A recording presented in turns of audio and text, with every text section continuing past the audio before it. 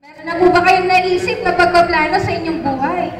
Lalo na sa inyong magiging anak. Yun nga po, gusto po sana namin magplano, kaya lang, hindi naman po namin alam yung mga paraan na pwedeng gamitin para sa pagpaplano ng pamilya. Sa ating po modernong paraan ng family planning, meron po tayong mga pwedeng pagpilian at malaya po tayong makakapili. Meron po tayong tinatawag na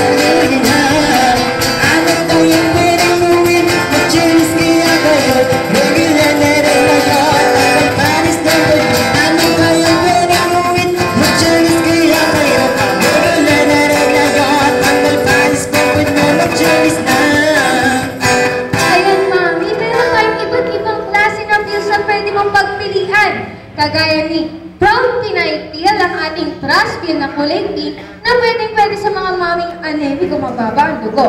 At syempre, para sa mga maabilidad na Pinay natin, pwede po yung ating Lady Peel na kulay dilaw yung kanyang lalagyan. Nakohan, Lady Peel, bagay sa'yo, mahilig mag-budget. Oo nga, para sa mga maming mahilig mag-budget. At syempre po, mga mami, pwede rin po yung peels natin sa mga caring Pinay, ang Daphne para sa mga nagpapadede o nagpapasusong Daddy?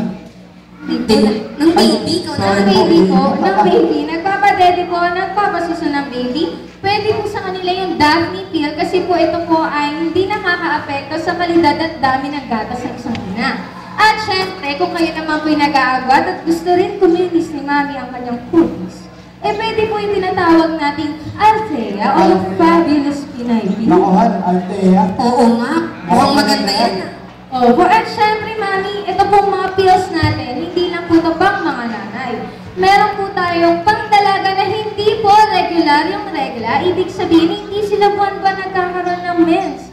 At meron dysmenorrhea. Para ma-regulate ito at maitama, pwede po sa kanila yung ating Young and Active Pinay Peel na tinatawag nating Charlie. Ako, madam, napakadami naman po palang pagpipilian.